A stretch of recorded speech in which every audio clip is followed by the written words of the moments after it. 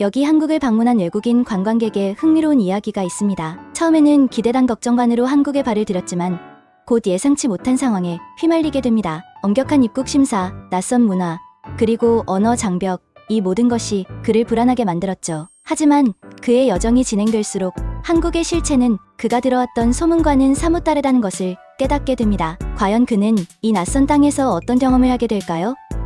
한국에 대한 그의 시선은 어떻게 변화할까요? 그리고 그 과정에서 어떤 놀라운 발견을 하게 될까요? 인천국제공항에 도착해서 비행기에서 내리자마자 가슴이 두근거렸어요. 설렘과 불안이 뒤섞인 기분이었죠. 드디어 한국에 처음 온 거예요. 한국에 대해 좋은 이야기, 나쁜 이야기를 많이 들었는데 이제 직접 경험하게 된 거죠. 공항을 걸어가면서 주변을 둘러봤어요. 모든 것이 얼마나 깨끗하고 현대적인지 눈에 띄더라고요. 바닥이 너무 반짝거려서 제 얼굴이 비칠 정도였어요. 여기저기 고급스러운 스크린들이 비행 정보와 길 안내를 보여주고 있었어요. 인상적이었지만 조금 겁도 났어요. 이민 심사줄에 섰을 때 여권을 꽉 쥐고 있었어요. 한국 이민 심사가 엄격하다는 이야기가 계속 머릿속을 맴돌았거든요. 만약 입국이 거부되면 어쩌지? 비자에 문제가 생기면 어쩌지? 스스로를 진정시키려고 애썼어요. 필요한 서류는 모두 갖췄으니까 괜찮을 거라고요.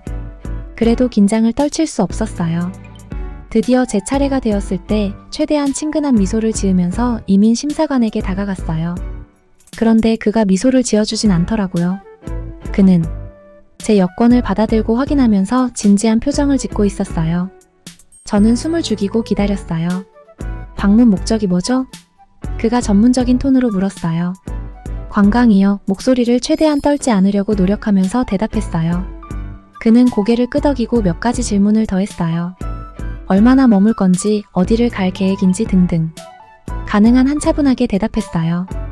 너무 긴장한 것처럼 보이지 않으려고요. 몇 분밖에 지나지 않았지만 한참 동안 느껴졌어요. 드디어 여권에 도장을 찍어주고는 저에게 돌려줬어요. 한국에 오신 걸 환영합니다. 그의 표정은 여전히 진지했지만 목소리는 약간 부드러워졌어요.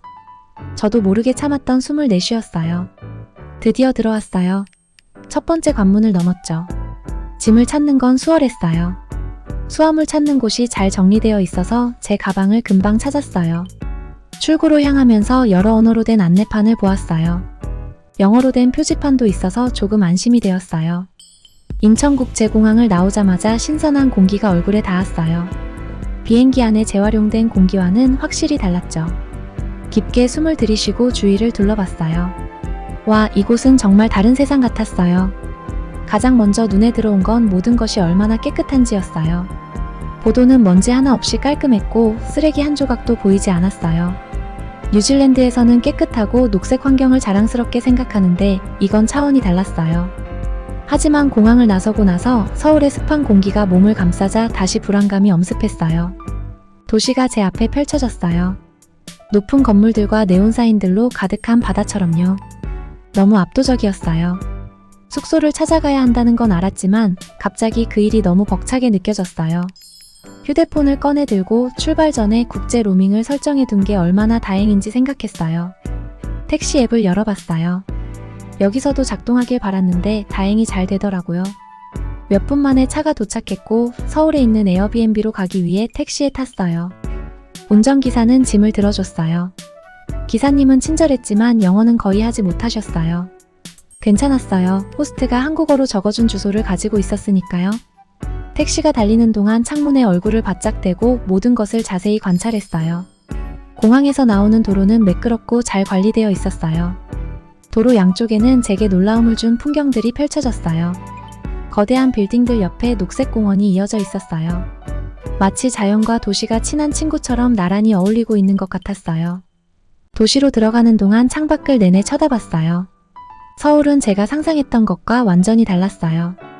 물론 고층 빌딩들과 분주한 거리들도 있었지만 그 사이사이에 푸른 공간들과 오래된 건물들이 보였어요.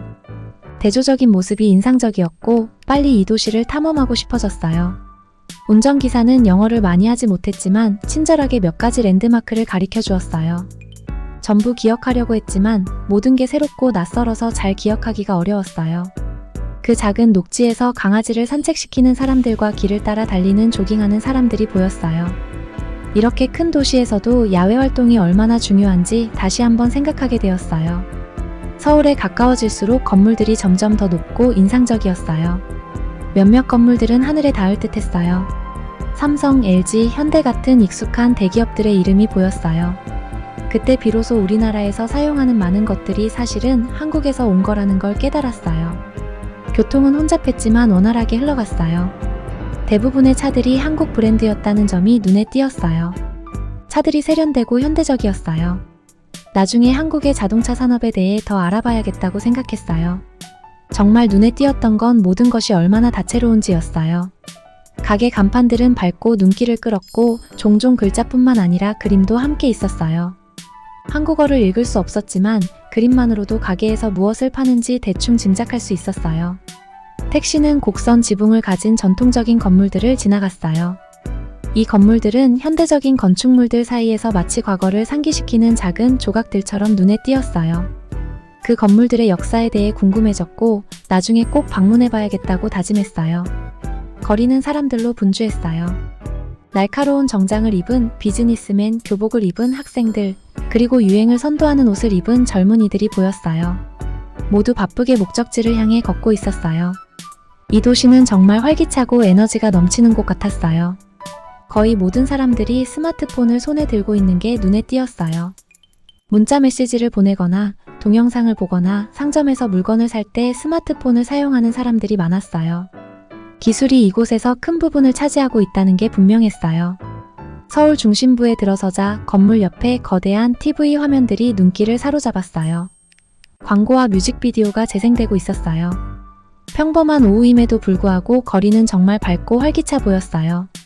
우리는 길거리 음식 가판대들을 지나갔고 풍겨오는 냄새에 입안에 군침이 돌았어요. 이름도 모르는 맛있어 보이는 음식들을 사려고 줄 서 있는 사람들이 보였어요. 한국에 머무는 동안 가능한 한 많은 한국 음식을 맛보겠다고 다짐했어요. 마침내 에어비앤비 숙소에 도착했어요. 택시에서 내리면서 주변을 다시 한번 둘러봤어요. 우리가 지나왔던 주요 거리보다는 조용했지만 여전히 활기가 넘치는 동네였어요. 모퉁이에 편의점이 있었고 길 건너편에는 작은 공원이 있었어요. 어딘가에서 희미하게 들려오는 K-팝 음악 소리도 들렸어요. 짐을 챙겨 건물 안으로 들어가면서 설렘과 긴장감이 동시에 느껴졌어요. 앞으로 몇 주 동안 여기가 내 집이 될 곳이니까요. 엘리베이터를 타고 내 방이 있는 층으로 올라가면서 공항에서 여기까지 오는 동안 본 모든 것들을 생각해봤어요. 한국에 대한 첫인상은 내가 기대했던 것과는 완전히 달랐어요. 더 현대적이고 더 활기차고 내가 상상했던 것보다 더 분주하면서도 체계적이었어요.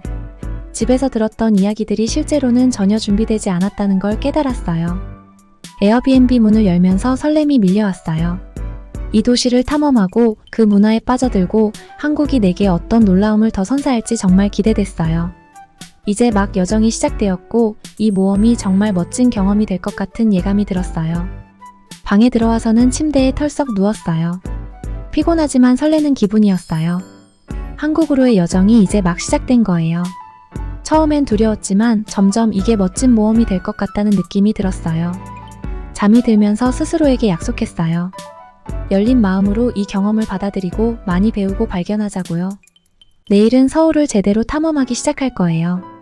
이 도시에 어떤 놀라운 일들이 기다리고 있을지 누가 알겠어요? 긴장되지만 그만큼 기대도 돼요. 서울에 도착한 지 이틀째 되던 날 명동을 구경하기로 했어요. 명동은 맛있는 길거리 음식과 수많은 뷰티 스토어로 유명한 번화한 쇼핑 지역이에요. 정말 기대에 부풀어 있었죠. 복잡한 거리들을 걸어 내려가면서 제 감각은 완전히 압도되었어요.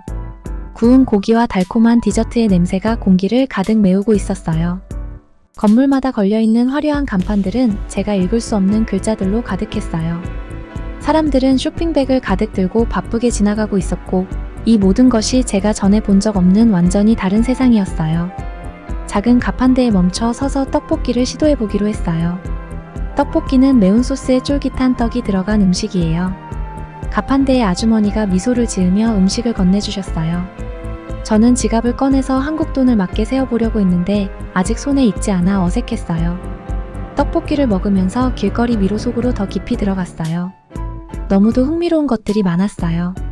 동물 모양의 얼굴 마스크, 양말만 파는 가게, 심지어 커피를 마시면서 양을 만질 수 있는 카페까지 있었어요. 마치 완전히 새로운 세상에 온 기분이었어요. 너무 재미있어서 휴대폰이 주머니에서 빠져나간 것도 눈치채지 못했어요. 멋진 거리 예술 작품을 찍으려고 할 때쯤 휴대폰이 없다는 걸 깨달았죠. 심장이 철렁 내려앉았어요. 제 모든 정보가 그 휴대폰에 있었거든요. 연락처, 지도, 심지어 결제 앱까지요. 휴대폰 없이는 완전히 길을 잃은 기분이었어요. 점점 공포가 밀려오기 시작했어요. 제 발걸음을 되짚어 보려고 했지만 이제는 모든 것이 똑같아 보였어요. 전에 그렇게 흥미로워 보였던 거리가 이제는 혼란스럽고 무섭게 느껴졌어요. 내가 어디서 왔는지도 기억이 나지 않았어요. 정말 혼자라고 느껴지기 시작했어요. 이국 땅에서 수많은 사람들 사이에 있었지만 아무에게도 도움을 청할 수 없었어요. 한국어를 할 줄 몰랐고 말을 걸기엔 너무 부끄러웠어요. 사람들이 제가 휴대폰을 잃어버린 걸 보고 바보라고 생각하면 어쩌죠? 아마도 제가 길을 잃은 사람처럼 보였겠죠. 그때 젊은 남자가 다가왔어요. 그가 영어로 말을 걸었을 때 정말 안심이 되었어요. 뭔가 잃어버렸나요? 라고 물었어요. 그의 이름은 지훈이었고 그의 친구 하나와 함께 있었어요. 처음엔 그들에게 폐를 끼치고 싶지 않았어요. 그냥 예의상 도와주려는 거라고 생각했거든요. 하지만 지훈은 계속 도와주겠다고 했어요. 경찰서에 신고하죠 라고 제안했어요. 별 도움이 될 것 같지 않았지만 어쨌든 동의했어요. 지훈과 하나는 저와 함께 경찰서로 걸어갔어요. 그들은 가는 길에 제게 어디서 왔는지, 한국에 대해 어떻게 생각하는지 물어보며 대화를 나눴어요. 혼자라고 느꼈던 후에 누군가와 이야기할 수 있어서 좋았어요. 경찰서에서 경찰관들은 정말 친절했어요.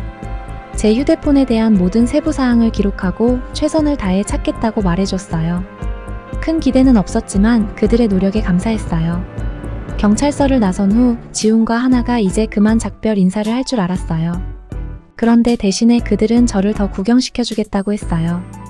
이 일이 당신의 하루를 망치게 두면 안 되죠 라고 하나가 웃으며 말했어요.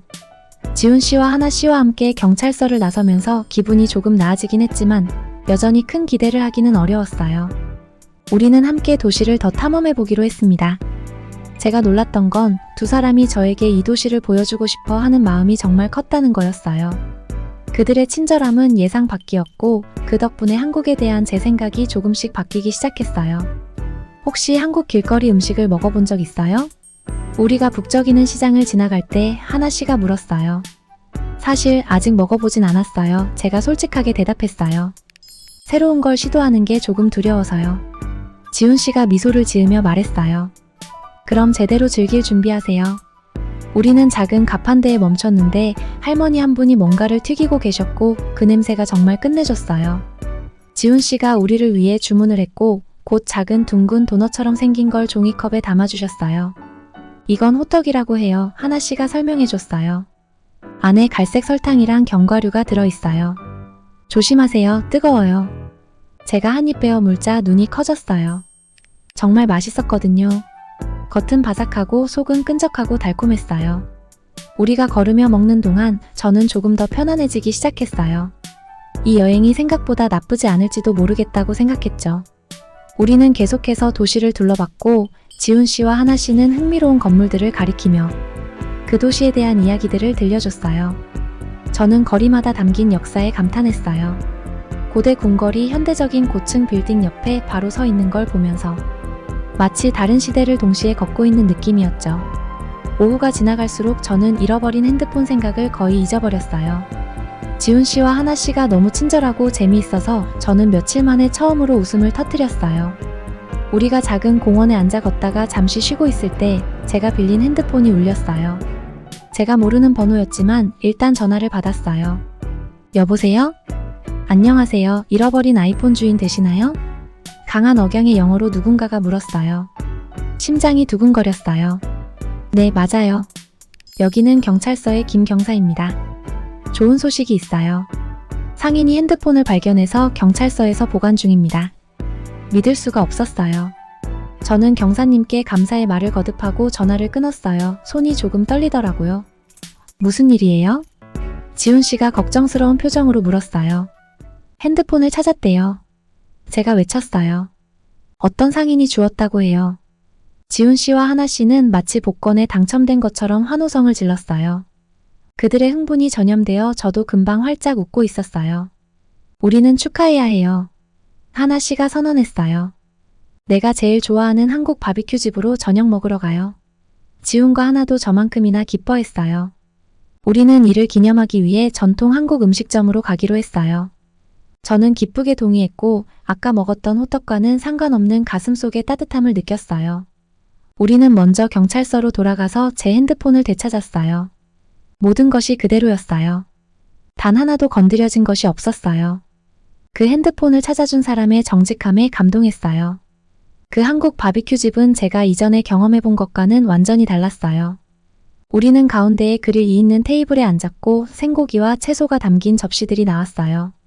지훈 씨가 고기를 그릴에 구워서 상추에 여러 가지 소스와 함께 싸먹는 방법을 보여줬어요. 바닥에 앉아 낮은 테이블에서 음식을 먹으며 그들은 저에게 고기를 상추에 싸서 먹는 방법을 가르쳐줬어요. 음식은 정말 훌륭했어요. 전에 맛보지 못한 수많은 맛들이었죠. 음식을 먹으면서 제 하루가 얼마나 다르게 흘러갔는지 생각했어요. 무서운 상황에서 시작된 하루가 멋진 경험으로 바뀌었어요. 새로운 친구들도 사귀고 예상하지 못했던 한국의 모습을 보게 되었어요. 그날 밤 에어비앤비 숙소에서 누워 있는데 문득 이런 생각이 들었어요. 저는 한국에 대해 많은 선입견을 가지고 왔어요. 하지만 이틀 만에 그 선입견들이 이미 깨어지고 있었죠. 어쩌면 더 열린 마음을 가져야 할 필요가 있다는 생각이 들었어요. 이 나라에는 제가 상상했던 것보다 훨씬 더 많은 것이 있는 게 분명했어요. 우리가 먹고 이야기하는 동안 저는 점점 더 마음을 열게 됐어요. 한국에 오기 전에 걱정에 대해서도 털어놓았고 현실은 얼마나 달랐는지 이야기했어요. 정말 미안해요. 한국에 대해 잘못된 생각을 가지고 있어요. 제가 조금 부끄러운 마음으로 말했어요. 하나 씨가 다정하게 웃으며 말했어요. 괜찮아요. 지금 즐기고 있다니 그걸로 됐죠. 어떤 곳이든 직접 경험해봐야 제대로 이해할 수 있는 거예요. 지훈 씨도 고개를 끄덕이며 동의했어요. 맞아요. 모든 나라에는 좋은 점과 나쁜 점이 있죠. 우리도 완벽하지는 않지만 방문객들에게 친절하게 대하려고 노력하고 있어요. 식사를 마치면서 저는 뭔가 달라졌다는 걸 느꼈어요. 저는 더 이상 낯선 나라에 있는 관광객이 아니었어요. 친구들을 사귀었고 낯선 이들의 친절함을 경험했고 한국의 예상치 못한 면을 보게 되었죠. 아까까지만 해도 큰 재난처럼 느껴졌던 잃어버린 핸드폰 사건이 이제는 사람들과 연결되고 제 자신의 편견에 도전할 수 있는 기회로 바뀌었어요. 그날 밤 배도 부르고 마음도 따뜻해진 채로 숙소로 돌아가면서 이번 여행의 남은 일정에 대한 새로운 기대감이 생겼어요. 한국에서 앞으로 또 어떤 일이 벌어질지 정말 기대됐어요. 그리고 여행할 때는 항상 열린 마음을 가져야 한다는 걸 마음에 새겼어요. 언제 작은 친절이 당신의 모든 관점을 바꿔놓을지 모르니까요. 다음 몇 주 동안 지훈이와 하나는 제 비공식 가이드가 되었어요. 두 사람은 자신들의 도시를 보여주고 싶어 했고 저는 배우고 싶었어요. 매일매일 새로운 모험과 놀라움이 기다리고 있었어요. 어느 화창한 아침 우리는 경복궁을 방문했어요. 마치 과거로 돌아간 것 같았어요. 푸른 하늘 아래 곡선으로 된 지붕을 가진 다채로운 건물들이 돋보였어요. 우리는 수문장 교대식을 지켜보았어요. 수문장들은 밝은 전통 의상을 입고 반짝이는 검을 들고 있었어요. 제가 이전에 본 것과는 너무나 달랐어요. 이 궁은 600년이 넘었어요. 지훈이 저에게 말했어요. 믿을 수 있겠어요? 저는 믿을 수 없었어요. 모든 것이 너무나 잘 보존되어 있었거든요. 우리는 궁의 여러 곳을 걸어 다녔고 하나는 각 건물과 그 목적에 대해 설명해 주었어요. 저는 오래전 이곳에서 살았던 왕과 왕비의 삶이 어땠을지 상상해 보려 했어요. 다음으로 우리는 북촌 한옥마을에 갔어요. 이 동네는 한옥이라 불리는 전통 한국 가옥들로 가득 차 있었어요. 좁은 골목길은 언덕을 따라 구불구불 이어졌고 매번 새로운 그림 같은 풍경이 나타났어요. 일부 한옥은 박물관이나 찻집으로 바뀌었어요. 우리는 한 곳에 들러 전통 한국 차를 마셔봤어요. 쓴맛이 처음에는 낯설었지만 차를 준비하고 마시는 의식은 즐거웠어요. 저녁에는 홍대로 향했어요. 이곳은 우리가 이전에 본 것과 완전히 달랐어요. 거리에는 젊은이들로 가득했고 가게에서는 음악이 흘러나왔으며 거리 공연자들이 모퉁이마다 군중을 즐겁게 하고 있었어요. 우리는 길거리 음식을 먹어봤는데 특히 바삭바삭하고 달콤한 호떡설탕과 견과류가 들어간 한국식 팬케이크를 아주 좋아했어요. 하지만 서울이 항상 분주하기만 한 것은 아니었어요. 어느 날 지훈이와 하나는 저를 한강을 따라 자전거 타러 데려갔어요. 자전거 도로는 넓고 매끄러워서 자전거 타기에 딱이었어요. 가족들은 강변 잔디밭에서 소풍을 즐기고 있었고 용감한 사람들은 수영도 하고 있었어요. 우리는 나무 아래에서 잠시 쉬며 지나가는 배들을 구경했어요. 여기가 서울에서 내가 제일 좋아하는 곳이에요. 하나가 말했어요. 너무 평화롭죠? 저도 동의했어요. 이렇게 큰 도시 한가운데 있다는 것이 믿기지 않았어요. 또 다른 날 우리는 인사동의 조용한 뒷골목을 탐험했어요. 이곳은 전통 공예품과 미술관으로 유명했어요. 우리는 좁은 골목에 숨겨진 작은 카페로 들어갔어요. 주인인 친절한 미소를 가진 할아버지께서 손으로 내린 커피와 직접 만든 쿠키를 내주셨어요. 마치 많은 현지인도 모를 비밀 장소를 발견한 것 같았어요. 서울에서 제가 가장 감명받은 것 중 하나는 얼마나 이동이 쉬운지였어요. 지하철 시스템이 정말 놀라웠어요. 깨끗하고 빠르며 어디든 갈 수 있었죠. 역에는 한국어와 영어로 된 명확한 표지판이 있었고 여러 언어로 안내 방송이 나왔어요. 혼자서도 길을 잃을 걱정이 없었어요. 그리고 기술. 소프트웨어 엔지니어로서 정말 놀랐어요. 거의 모든 곳에서 무료 WI- 파일을 사용할 수 있었어요. 지하철, 공원, 심지어 일부 거리에서도요. 지하철표부터 편의점 간식까지 거의 모든 것을 휴대폰으로 결제할 수 있었어요. 생활이 정말 편리했어요. 어느 날 밤 우리는 노래방에 갔어요. 이건 제가 집에서 가봤던 노래방과는 전혀 달랐어요. 우리는 편안한 소파와 큰 화면이 있는 개인 방을 가졌어요. 노래 선택의 폭이 넓었고 영어 노래도 많았어요. 우리는 몇 시간 동안 노래를 부르며 K-팝 노래를 엉터리로 부르는 모습을 보고 웃었어요. 몇 주가 지나면서 저는 서울의 사랑에 빠진 자신을 발견했어요. 저를 매료시킨 것은 큰 관광 명소들만이 아니었어요. 24시간 영업하는 편의점, 길거리에서 풍겨오는 맛있는 음식, 냄새, 길을 잃은 저를 보고 도와주려고 하는 사람들, 이런 작은 것들이었어요. 저는 지훈이와 하나가 왜 자신들의 도시를 자랑스러워하는지 이해하기 시작했어요. 서울은 과거와 현재가 공존하는 곳이었어요.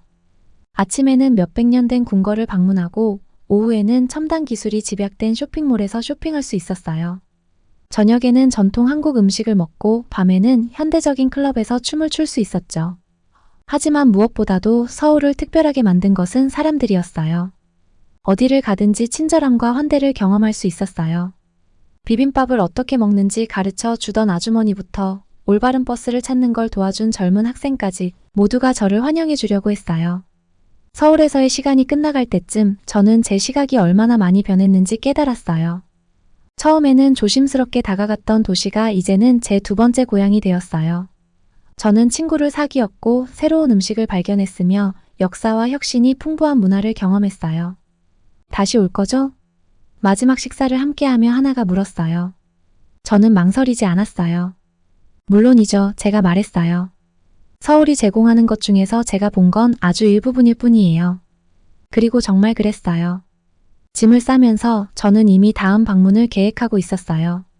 서울은 제 마음을 사로잡았고 이 멋진 도시와 나라를 더 많이 탐험하고 싶었어요. 며칠이 지나면서 저는 한국에 점점 더 빠져들게 되었어요. 저를 사로잡은 건 반짝이는 빌딩들이나 맛있는 음식들만이 아니었어요.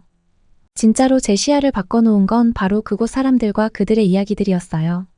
어느 맑은 오후 저는 지훈이와 함께 홍대 근처의 작은 카페에서 만났어요. 그곳은 나무 테이블과 갓 내린 커피 향으로 아늑한 분위기를 풍기고 있었어요. 자리에 앉았을 때 저는 벽에 걸린 오래된 흑백 사진 하나를 발견했어요. 폐허가 된 도시가 담긴 사진이었어요. 저건 한국전쟁 이후의 서울이에요. 지훈이가 제가 쳐다보고 있는 걸 보고 말했어요. 믿기나요? 저는 머리를 저으며 놀라워했어요. 제가 알고 있는 서울은 저 사진 속의 모습과 전혀 달랐거든요.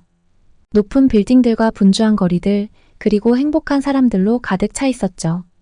어떻게 그렇게 짧은 시간에 그들이 이렇게 변할 수 있었을까요? 지훈이는 미소를 지으며 한국의 역사에 대해 이야기해주기 시작했어요. 전쟁 이후의 어려운 시기에 대해 말해주었죠. 많은 사람들이 집도 없고 먹을 것도 충분치 않았다고 해요. 하지만 포기하는 대신 그들은 나라를 재건하기 위해 열심히 노력했다고 했어요. 우리 할아버지께서 항상 말씀하시기를 우리에겐 손과 결단력밖에 없었다고 하세요. 지훈이가 말했어요. 그의 말을 들으면서 저는 약간 부끄러움을 느꼈어요. 저는 한국이 다른 나라들을 단순히 모방해서 지금의 위치에 왔다고 생각했거든요. 하지만 제가 틀렸어요. 그들은 그들만의 독특하고 놀라운 무언가를 창조해냈어요. 저는 더 많은 것을 알고 싶어서 지훈이에게 질문을 쏟아냈어요. 그는 한국이 어떻게 자동차나 휴대폰 같은 것들을 잘 만들게 되었는지 이야기해줬어요. 단순히 만드는 것에 그치지 않고 남들보다 더 잘 만들어냈다고 해요. 제가 주머니 속에 넣고 다니던 휴대폰 한때 잃어버렸다가 다시 찾은 그 휴대폰이 바로 이곳 한국에서 만들어졌다는 걸 깨달았죠. 하지만 단순히 기술만이 아니에요. 지훈이는 말했어요. 우리는 전통도 지키려고 노력 중이에요. 그는 젊은이들이 전통 공예나 음악을 배우고 있다는 이야기를 해줬어요. 그들은 옛것과 새로운 것을 섞어서 새로운 방법을 찾아내고 있었죠. 저는 한국이 과거에 머무르지도 않고 미래로만 급히 달려가지도 않는다는 생각이 들었어요. 그들은 두 가지를 동시에 해내고 있었어요. 우리가 대화를 나누는 동안 저는 처음 도착했을 때 저를 괴롭혔던 무언가를 떠올렸어요. 한국이 어떤 나라 사람들의 방문을 엄격하게 제한한다고 들었을 때 처음에는 불공평하다고 생각했거든요. 하지만 그 문제에 대해 지훈이에게 물어보기로 결심했어요. 아, 그건 어려운 문제예요. 그는 진지한 표정으로 말했어요. 우리는 불법으로 이곳에 오거나 비자를 넘겨서 체류하는 사람들 때문에 문제가 있었어요. 방문객들을 원하지 않는 건 아니에요. 그저 조심해야 할 필요가 있는 거죠. 그는 일부 사람들이 관광객으로 왔다가 허가 없이 일하려고 머무는 경우가 있다고 설명했어요. 이런 일이 발생하면 한국과 그런 일을 벌이는 사람들 모두에게 문제가 될 수 있대요. 우리는 균형을 찾으려고 노력 중이에요. 지훈이가 말했어요. 사람들을 환영하고 싶지만 법도 지켜야 하죠. 이 말을 들으면서 제 의견이 다시 바뀌는 걸 느꼈어요. 모든 게 겉보기만큼 단순하지 않다는 걸 깨달았죠. 외부에서 보면 차별처럼 보이던 것이 사실은 간단하지 않은 문제였고 쉽게 답할 수 없는 복잡한 상황이었어요. 오후가 저녁으로 바뀌어가면서 저는 제가 얼마나 많은 것을 배웠는지 생각하게 되었어요. 단순한 사실과 역사가 아니라 세상을 보는 완전히 새로운 방식이었어요. 저는 가득한 고정관념을 안고 한국에 왔는데 이제는 그 모든 것이 바뀌고 있었어요. 저는 지훈이를 바라보며 고마움을 느꼈어요. 있잖아, 내가 처음 여기 왔을 때는 한국에 대해 다 안다고 생각했어. 하지만 정말 틀렸더라고. 그는 웃었어요. 괜찮아요. 많은 사람들이 한국에 놀라곤 해요. 중요한 건 열린 마음으로 여기에 왔다는 거예요. 열린 마음. 그게 모든 차이를 만들어냈어요.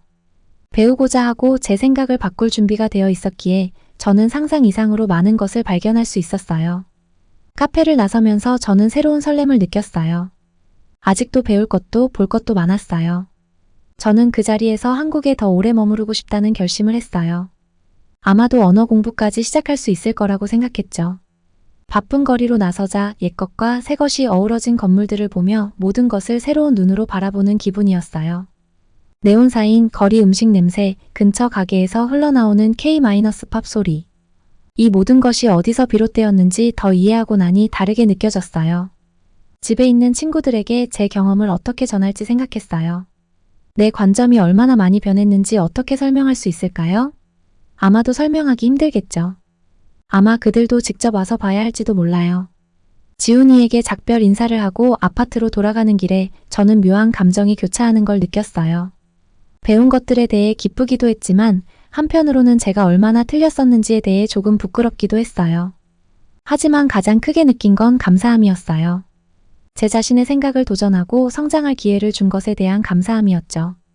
한국은 저에게 중요한 교훈을 가르쳐 주었어요. 어떤 장소나 그곳 사람들에 대해 제대로 이해하기 전까지 절대 판단하지 말라는 것이었어요. 이 교훈은 앞으로 제가 어디를 가든 마음속에 간직할 것 같아요. 그날 밤 반짝이는 서울의 스카이라인을 창밖으로 바라보며 저는 스스로에게 약속했어요. 앞으로 어디를 가든 열린 마음을 유지하겠다고요. 왜냐하면 마음을 바꿀 준비가 되어 있을 때 놀라운 것들을 발견할 수 있기 때문이에요.